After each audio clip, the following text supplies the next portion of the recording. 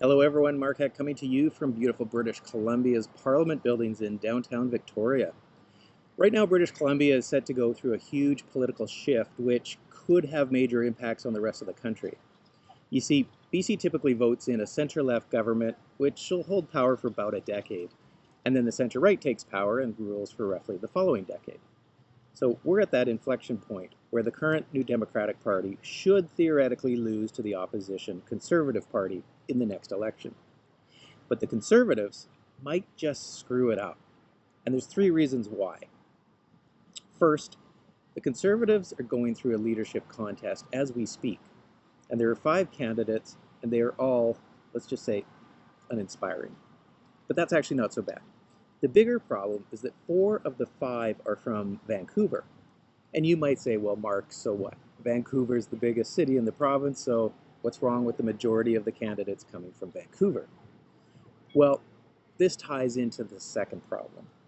You see, the Conservative Party of BC has been around for 123 years, and in early BC history it competed back and forth with the BC Liberals. But after the Second World War, the Conservative Party slowly went out of favor, and after 1975 it didn't elect a single MLA at all.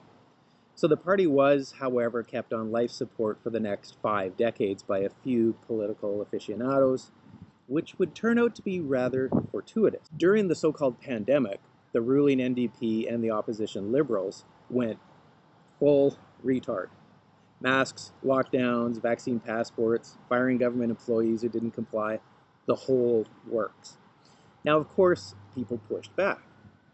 And one guy inside the Liberal Party, an MLA named John Rustad, began asking a few pointed questions.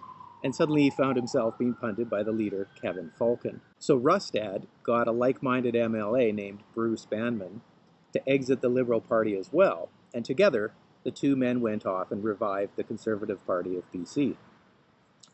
Well, the revived party took off like wildfire. Early supporters were anyone and everyone opposed to government overreach during the whole COVID debacle. And in fact, there was so much support for the new Conservative Party that the Liberal Party tanked, and the leader, Kevin Falcon, in a bitter twist of irony, had to fold his party into irrelevancy. And then in the 2024 provincial election, the BC Conservatives came in swinging like a hammer out of nowhere, just narrowly missing a full win. It was one of the most astounding political turnarounds ever seen in the province. It was like a giant political revolution for freedom. So that was good, right? Well, no. See, in political revolutions, what often happens is that a leader is removed, but those around the leader, the second in line, the ministers, the party staffers, and so on, they don't disappear. They just slither up into the new openings. And that's exactly what happened to the new Conservative Party. Rustad, after only 2.5 years, was removed as the original leader, not without some valid reasons, mind you, but many of the original supporters were also quietly pushed out as well, and the old BC Liberals slithered right in. And who are the BC Liberals exactly? Well, they're mostly connected to the Vancouver real estate cartel. Vancouver has always been a city associated with a bad history of real estate cronyism and Ponzi schemes, in the same way Las Vegas has always been a place of gambling and prostitution. And Vancouver's real estate cartel would love nothing more than to keep selling condos to anyone they can. Locals is great, but if they run out of locals, well, then the Chinese, the Russians, Iranians, Indians, it really doesn't matter. But this has led to serious economic and social problems. Real estate now accounts for 20% of the province's entire economy. I shouldn't have to say this, but people selling houses to one another, that's not an economy, it's a Ponzi scheme. And it runs mostly out of Vancouver. So the big problem in the Conservative leadership contest is that 4 out of the 5 candidates are all deeply connected to Vancouver, the real estate cartel, and the old BC Liberal Party. One of them, for example, a woman named Caroline Elliott, is actually the sister-in-law to former Liberal leader Kevin Falcon. And people are rightly asking where her funding comes from. Big real estate developers like Concord Pacific or Polygon or maybe Beatty. Well, yeah, possibly. So then there's 2 other men and another woman that have all spent way too much of their lives in Vancouver as well, in and around the real estate cartel. The only candidate from outside of Vancouver is a guy named Peter Milobar. He was a former mayor for this interior city of Kamloops. And this target on Vancouver, it's not an obscure point or request. BC actually has a long history of electing premiers from outside of Vancouver. Of the 37 premiers since 1871, 24 have come from ridings beyond Vancouver, or 65%. And many were exceptional premiers. W.A.C. Bennett comes to mind. Bennett built much of the current infrastructure of highways, byways, and hydroelectric dams that British Columbians rely on today.